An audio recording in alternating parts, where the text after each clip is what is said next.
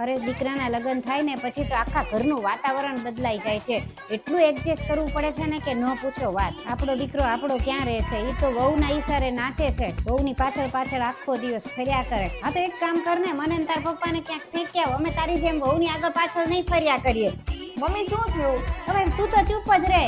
તું એક કામ કર ને, મને તાર પપ્પાને બેયને અનાથ આશ્રમમાં છોડી આવ. મમ્મી અનાથ આશ્રમ નો કહેવાય ને વૃદ્ધાશ્રમ કહેવાય. જો આને તો વૃદ્ધાશ્રમમાં મોકલવા જ છે અમને. તું કાંઈ સમજતો નથી. તારા આંખે તો પટ્ટી બાંધી દીધી છે. મારી યારે બધા મોટા ઊભા હતા તો તને ખબર ન પડે એને પગે લાગવાની. બહુ સારું કરે છો તું તો. તારું તો અપમાન થાય પણ હારવાર મારું અપમાન કરાવે છો. તે મને પૂછ્યું કઈ દાળ બનાવવાની છે. તું તો તારી મરજી પ્રમાણે જ હાલે છો. આ તારા સસરાને જો પેટમાં મજા નથી. મને પૂછવું તો જોવે ને, હું તારી મમ્મી છું કે ઈ છે તારી મમ્મી?